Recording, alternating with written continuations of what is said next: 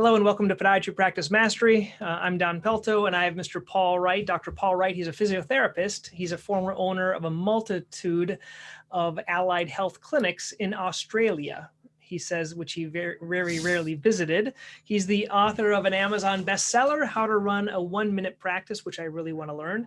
And he is the creator of the Fast Track Practice Acceleration Program, a featured conference speaker, a private mentor to a lot of business owners. And also the reason we're interviewing him today is because he put together something called the World Podiatry Business Success Summit. Needed the same thing for physical therapists. He's been working at this in terms of the info business and for the last 20 years and helped thousands of business owners. So welcome, Paul, to the show.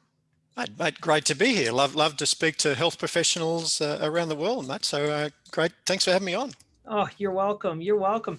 So I like to hear stories. So Paul, you told me a little bit of your story in the past, but tell me about your journey as a health professional, an owner, and then an online content creator, because I think a lot of people are kind of interested in going in that area. Well, my background, I was originally, Don, I trained as a physical education teacher back in Australia, back in the 80s. And I think I grew up in a small country town, and you know, what do you want to do when you're a young sporty type? So I wanted to be a teacher, a phys ed teacher. Interesting enough, I didn't even know what a physiotherapist was. We didn't have any in my hometown, so I had no idea what it was. But I did. I started my teaching qualification. I got 3 years into that and thought, gee, I like more of the anatomy and physiology. And it was only then, Don, that I actually met my first physio, who told me what physio actually was all about. And I thought, well, that might be for me. So I then applied to Sydney Uni and got in as a mature age student. So I went from my phys ed course, finished that, and then started the physiotherapy degree. Interesting though, Don, as I look back on it, I can't help but think part of my motivation to switch careers was because I had an entrepreneurial streak. I wanted to work for myself. I think I didn't really know that, but I think that's what led to it. And I knew I couldn't do that as a teacher as easily as I could as a physio. So I did my physiotherapy qualification at Sydney Uni, spent a small time in the public hospital, and then I opened my first practice pretty quickly. And entrepreneurially, I wanted to then expand it because it's just what you do. I was fortunate, and probably something you guys should read if you haven't already. Get your hands on The E-Myth by Michael Gerber. One of those simple texts. And I remember, Don, I was in my cubicle at my practice, and there's a road out the front of our practice, and I could see out the window, and this bus kept going past. And on the side of the bus, it said, why most small businesses fail and what to do about it. And this bus kept going past. And I'm not real good at the universe and other things, but I think there was something in the universe telling me about this, you know, this E-Myth thing, because that's what that sign on the bus led me to. It led me to a seminar by Michael Gerber. I read the E-Myth and just it got all involved in building a business that didn't rely on me. And those that haven't read the book, essentially the E-Myth is the entrepreneurial myth, which is you train as a podiatrist or whatever you train as, and you then all of a sudden at some stage in your career wake up and think, well, I don't just want to be a podiatrist, I want to run the podiatry business, even though you have no training and no skill in it, no knowledge how to do it. And then you find yourself 5-10 years down the track doing all the podiatry, but then also running the business, the marketing, and then wondering where your life went. That's the E-Myth. So I got into this. I then expanded. I had 6 practices by this stage. I was totally entrepreneurially myth running them. I didn't go to any of them. I went to them to pick up the money once a week and meet with the team, and then I would disappear. So then I sold the practices because I got more interested in helping health business owners earn more, work less, and enjoy their lives and run their businesses like I was able to do. And there's a lesson in that too, Don, is that the only role of a business is to sell it. So the only role of a business is to sell it. It's, you know, you may not decide to sell it, but if you don't, you're buying it. But so I completed the business cycle and sold the practices because I was interested more in the scope of the education company that I was creating. there was a market for teaching health business owners how to run their businesses without them. And I think I was fortunate that my interest matched the market need. Mm-hmm. And there's another big business lesson there. I got lucky with that, but health professionals typically make the biggest mistake in the world because they fall in love with their product. They fall in love with podiatry. They fall in love with physiotherapy. They fall in love with being something, and that's what they want to do. Mm-hmm. But never in their whole life do they think, well, is there a demand for that? Can I do that myself? Is there a market for that?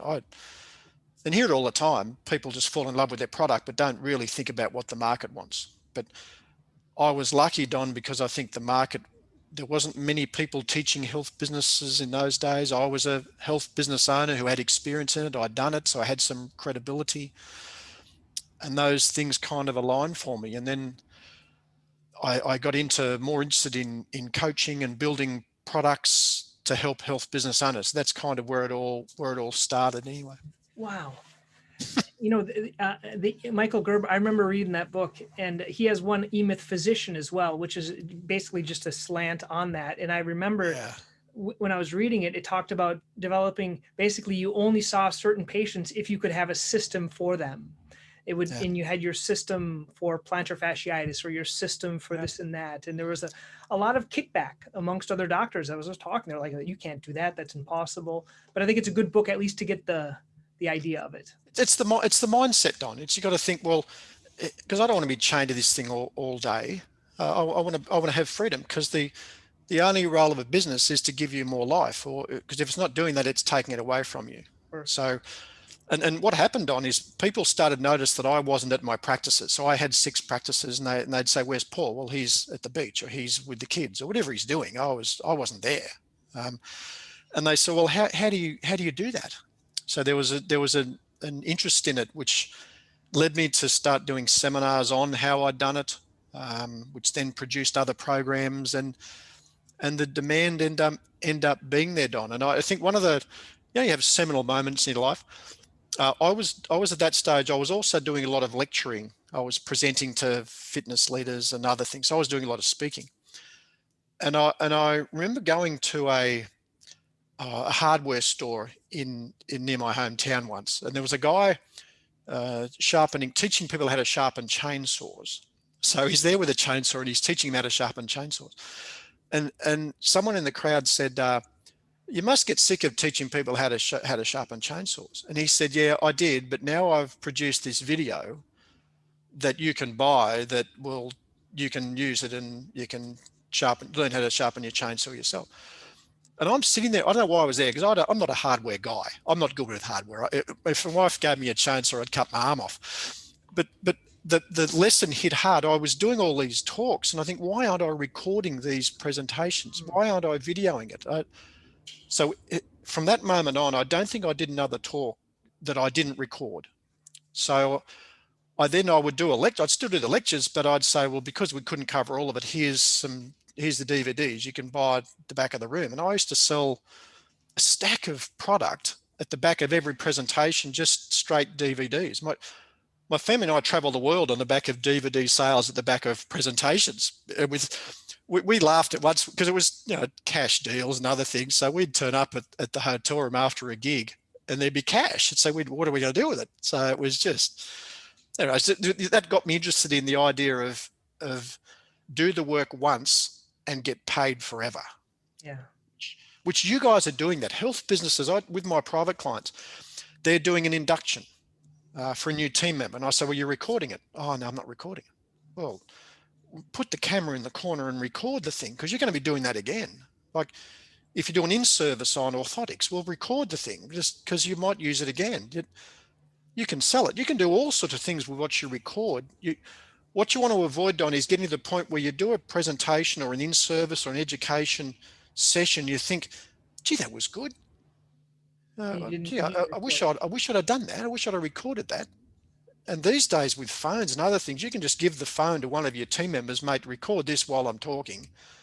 It might be rubbish, Don, and you chuck it away, but at least you've got it. If it's great, use it. Like, that's how this whole thing started for me. Wow. So when we talked about that in terms of information marketing, the way a private podiatrist could do it would be recording our own interactions with our staff. I was thinking you were going to be talking about our interactions with our patients and recording it to make products for our patients. But so delve a little bit more into that. Well, it could be any of those things. Like think about what I did, just as an example. So I thought, well, what do health business owners want? So I fell in love with, remember, get the message. I fell in love with what the market wanted. I wasn't worried about what I knew. I thought, what does the market need? They need help in this, this, and this. So then you've got to, can I solve that problem? So our original program, we did how to market your business. So I did a whole one-day marketing course for health businesses. So we recorded that and produced that as a package. I think it's over my shoulder. One of them is. So that was a one-day program. I then thought, what do they want? They wanted front desk training, because there's no front desk training out there. So I got a mate of mine who does a whole day training on front desk. We did a joint event, got a group of people in the room, charged them to be there, recorded the thing. Then we're still selling that thing 7 years later. So you don't necessarily, the other thing, Don, point there, it doesn't have to be your own IP. Yeah. So who else do I know? I knew this front desk guy. I know Michael Griffith, a good friend of mine, the referral marketing guru.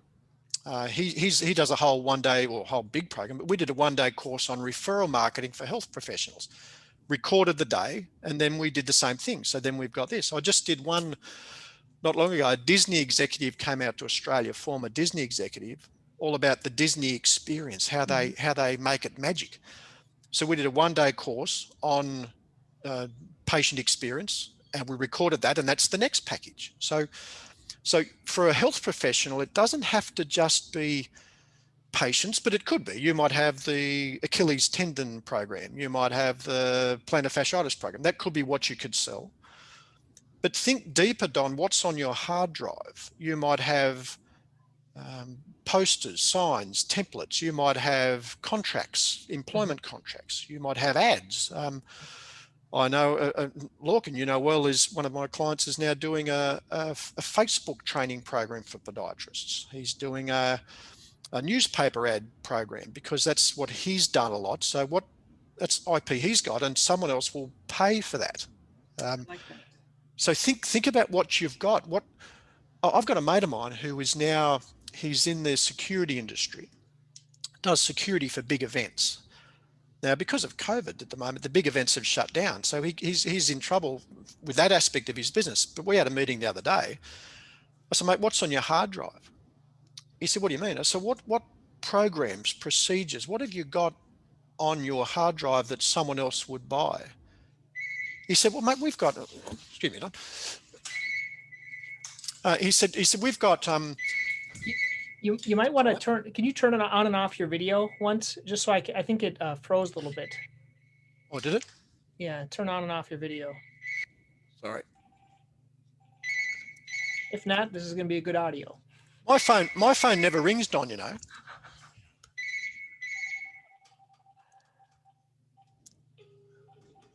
Now, sorry about that, mate. My phone has never rung here in the office because I'm an online business guy. Now it's ringing. That's funny. Now, sorry, mate. Do you want me to? Did you turn it on and off your video? Turn my video on and off. Stop my video. Start my video. Perfect. So we're back. It's black as can be. So I'm black. Oh, I just don't see any. I don't see you on. Oh, there you are. Okay, good. You're back. Sorry. So I'll, if you want to. Nope, so anyway, so I was talking about my friend who's the who runs the conferences or the big events. So he's not able to do his security for live events, but I asked him what's on his hard drive. He said, well, I had to do all this program creation so my guys could get qualified. So he's got all this training that he's done, that is proprietary to his property, to his business. He's the only one that's got it. But a lot of other businesses could use that. And so I said, well, mate, can we package that? Can we package it and sell that? So that's what I'm getting at. You don't have to just think narrow about my niche of treatment. What else have I got? Now you mentioned about not falling in love with it, Paul. I know you're just scrapping for things that he can put together. How do we not? Because I feel like a few issues I've kind of fallen in love with them. And I when you said that one day we were talking, I was like, you have to. Is there I think you call it a minimal viable product? Is there something that I can make something? Say, are people going to pay me for this, or am I just going to waste more of my time trying to make something that no one's going to buy? Well, look at what we did, Don. We would beta test it. So we would put on a live event, that the front desk event. So we put on this live event, and if we got good registrations for it, there's a pretty good indication there that that's going to be a good program. And we did the same with the referral marketing event. We did the same with the Disney event, because they drew crowds to them. We knew there was a need for it. So then we would then go ahead and produce the program. But if the event, Don, hadn't have sold, if there was no audience, if they didn't turn up, we probably wouldn't have got the video guide, we wouldn't have produced it. But without running an event, you could do a short webinar on it. You could do even a PDF on it, a lead magnet of some description. Do you have foot pain? Are you interested in this? And if people apply for it or they request it, you're just market testing, Don, to see if there is a market for that audience. And I think the lesson that I think you should take away is, and this was a Zig Ziglar quote that I've used a lot in my life: if you help enough people get what you want, if you help enough people get what they want, you'll always get what you want. That's nice. So don't think about what you want. Look out the community, look at your colleagues, look at your profession, and think, what do they want? How can I help them get that? And I will be successful. And the biggest, one of my classics, I love Shark Tank, Don. If you're not watching Shark Tank, you should be watching Shark Tank, because you see entrepreneurs all the time coming out there with pitching their ideas. But you see the classic problem all the time on Shark Tank. My favorite one was the guy, he came on and he was selling underarm sweat pads for men.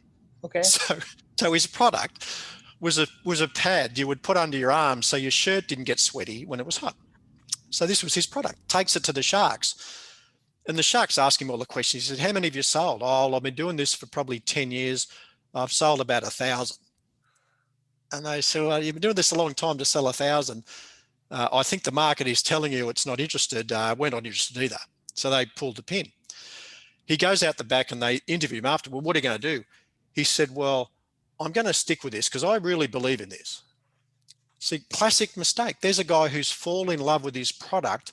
The market has told him they're not interested, but he's going to keep doing it because he loves the product. Don't do that.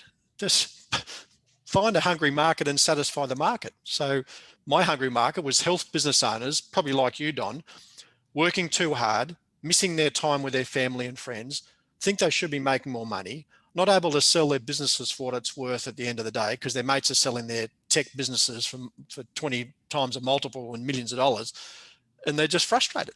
So find the hungry market. What's on your hard drive? What do you know? Who can you help? That's great. That's the secret to all of this. People will pay for what you know. That's great. You'll be surprised what people will pay for.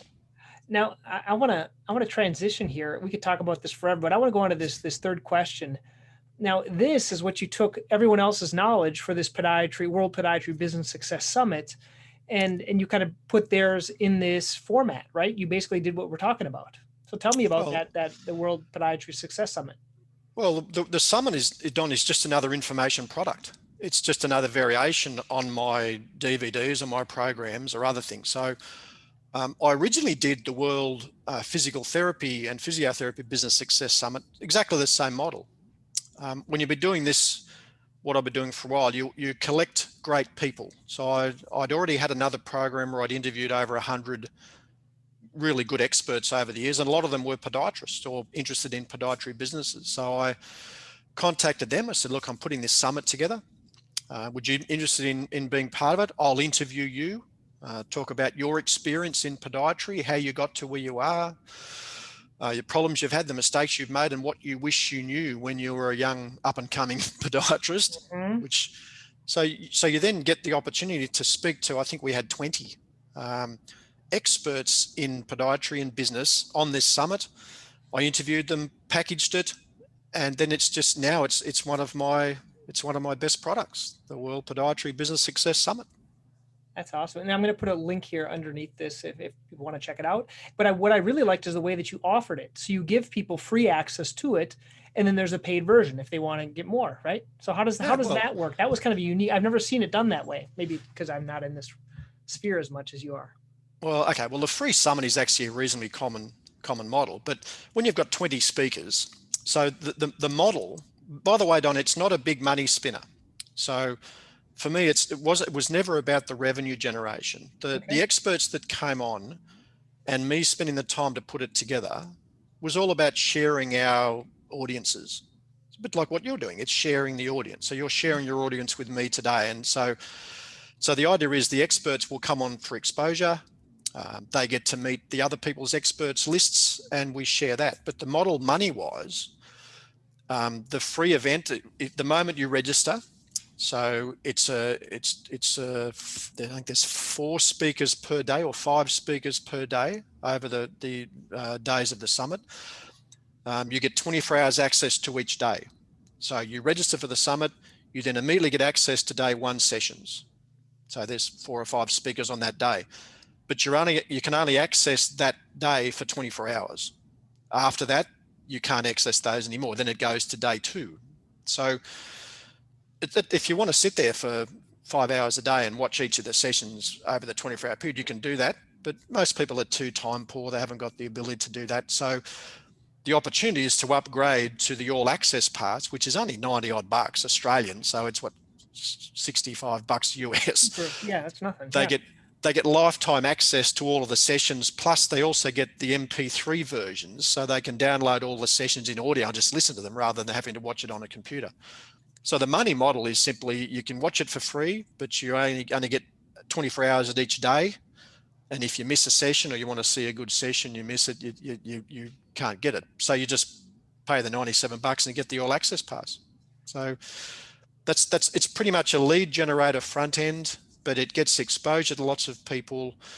They get to see me. I do an opening address at the start of it. So I get credit as being the convener of it. Mm-hmm. The experts get exposure because something might resonate with someone when they listen to it. And so I might reach out to Ted or reach out to Ram, whoever was on the summit, and they get the chance to connect with them. So it's a sharing model. That's great. I think people that are probably listening to this are probably thinking, well, how in the world can I do that? Is there a way I can do it in my practice? Is there a way I can do it in my profession? How can that be modeled? How would you do it if you did it again? Or if someone else could do it that's maybe listening? I was on a running symposium. So some of my clients saw what I was doing. We helped them and gave them some ideas. They put on the World Running Summit. Mm-hmm. So they got and it was interesting, Don, because there was all these running experts. There was Olympic runners, there were coaches, there were podiatrists. Like there's all these great people on it. And I was on it because I was the marketing guy. So they got me on as the only guy. What was my angle? It's okay to have a great running program, but if you can't market it, it's pointless. So how to market and sell a running program was my session on the summit. But they knew if they got me on the summit, I would let my audience know about the summit because I got a big audience because I've been doing this a long time. So they benefited they wanted me on it, even though I was kind of out of left field with my topic. But they wanted me on it because they wanted my list. So a running summit, you could do I don't know, Achilles tendon summit. You could do an orthotic summit. If you know people who have expertise in this area, you can get them together. They will always share information. And here's, it's not the terrible secret, but I'll share it with you because it's just you and I, Don. Yeah. Yeah, it's just you and I. Unfortunately, I hate saying it, but experts are a dime a dozen. Mm-hmm. They're experts. There are sensational people out there, incredibly well qualified, who will just be happy to speak to you and share their knowledge. They're out there. If you Google foot expert, if you Googled Achilles tendon expert, or whatever you did, you'll find experts, but they can't monetize their knowledge because they don't know how to package their IP. They've got great IP, but they don't know how to package it. And they're all over the place. I just had the skill, I think, of being able to package it, or thinking, how do I put this together? And that's really where the skill is, I think. But experts look at the field you're interested in. You'll see now there's yoga summits, there's irritable bowel summits, there is all sorts of summits, Don. That is, but it's just one of the information marketing options. You might be able to get away with just what's on your hard drive. You might have some contracts. You might have some ads. You might have some protocols that you would share with other professionals. Here's one for you. The other one that I did. I launched a program called Physio Professor. Okay. So physioprofessor.com was a technical education portal. Because what's the frustration for health business owners or owners of physical therapy businesses? They sometimes can't train their team well enough, haven't got time to train them. So they get their time poor, so they haven't got enough space in their calendar to do great training. So I thought, okay, well, we're doing lots of training. This is when I had Get Active Physio. We're doing lots of training. So every time I do an in-service or one of my team does an in-service, we'll just record it. So we ended up with this huge library of training that was in-house. Well, why don't I package that? Why don't I put that available for other business owners to use? So that became one of our programs. All of our training became online. People could pay a monthly fee to have access to it. But then I also found other experts who were educating other people who I got in to be part of it. So that was physioprofessor.com, and that's still going now. So, but again, it came from the desperate problem that I was solving, and that was lack of time, not enough training. And now it's a recruitment tool, Don. I've got members of Physio Professor now who, when a new applicant applies for a position, they say, well, when you join XYZ Healthcare, you get access to all of our training plus access to physioprofessor.com. So it helps them get the person across the line because they know they're going to get some good mentoring. I think that's great. Wow. That's how, again, just got to think outside the square. What knowledge do I have? What's on my hard drive? And what's the desperate problem in the community? And if you can marry those things up, you've got a program. You'll be surprised what people will pay for, Don. That's awesome, Paul. We've covered a lot of ground here. And if people are interested in learning more about this Podiatry Summit, they want to learn from some of these techniques and get the 24-hour, or they want to purchase it, where can they go to? Is there an easy website? I'll put it underneath in the video, but is there an easy way you can send them? Pretty easy. Just go to podiatrysummit.com. So podiatrysummit.com. You register for free. As I said, it's free to register. You'll get an email straight away that gives you instant access to day one. But watch the system, watch how it works. So you'll get the email to access day one with a link in it. In 24 hours time, you'll get the email with access to day two sessions, and that'll go on for the 5 days. So don't just watch the sessions, watch the sequence and watch how it works. But if you want to get lifetime access to it, like I said, there's buttons on those order forms. You can get lifetime access for, what is it, $90, 90 something bucks Australian. So it's a pretty cheap gig. Yeah, I think, one thing that you've mentioned is we've been doing these monthly webinars with doctors, and I was talking to Lorcan, who is one of who you're coaching, and he's and the first thing I was trying is I wanted to do a webinar on plantar fasciitis, and he says, Don, no one wants a webinar. They're not going to wait for a week to get an answer to their heel pain. So I scrapped that one, and I did a different type of a free thing on there. And it was like, oh yeah, that makes sense. And then I was doing this talk on webinars, how to do webinars. And one of these doctors was like, I was explaining, this is how you make your PowerPoint. This is how you do this. And then they started asking me, well, where can I get these? And so people tend to just ask what they want and what you can provide for them. So they wanted the actual slides done for them, and they can just take my own, which is on my hard drive, like you were saying. So it's the template. It's the webinar template. Here's a sample. Like, we did the same with Physio Professor. If we did a lecture, Don, so we do a lecture for the general public on back pain prevention or something. So we just record it. So that would be available. We'd also have the handout that we gave the people on the site so they could download that. Because there's an expression that I like. Successful people spend money to save time. Correct. Successful people spend money to save time. And if any of these things you've got, if you can save them time on producing the PowerPoint for them, then they'll pay for that. So here's the template. They'll pay whatever they'll pay for it. So whatever, in reflection of what value it gives them. But successful people will do that. They know that they can speed up the process by using your resources, then make them available. That's and awesome. the other tip that I've got for you, maybe think about it when you said it about the webinar. Be careful about selling prevention. Prevention. Yeah, it's not, it's hard to sell a how to prevent Achilles tendon program. See, it's hard to sell that because the problem isn't desperate enough, Don. But if you've got a program that's how to overcome Achilles tendonitis in 2 weeks guaranteed, you've got to make the run, how to run 5Ks with Achilles tendonitis. See, you've got to have the desperate problem to then solve it for them. The best example of that, was the guy who was trying to sell a diabetes prevention program. Couldn't sell it for the life of him, Don, because it's not, no one wants to get diabetes, but it's not a desperate problem. But he then changed his tact, and it became, diabetes, what to do in the first month.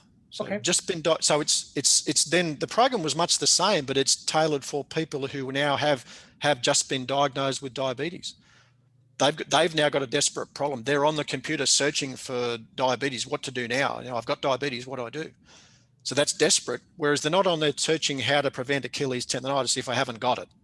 So prevention's a tough sell. Be careful about selling prevention. Go for the desperate problem.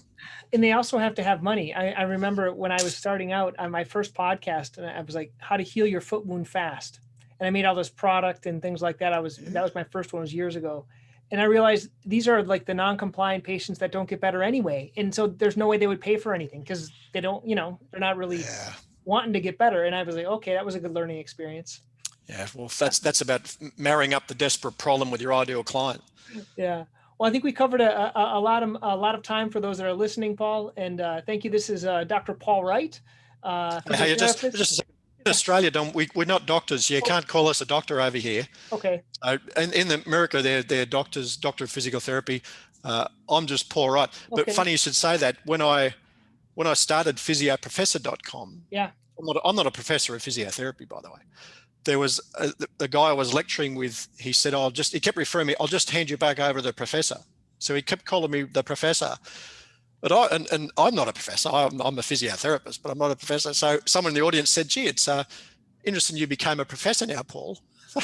Well, I'm not, but it was just his reference. But anyway, find me on. By the way, find me on LinkedIn if you want to keep in contact. Just go to LinkedIn, search for Paul Wright, Newcastle, Australia, and or register for the summit and podiatrysummit.com, and you can get in contact and get in my email address there.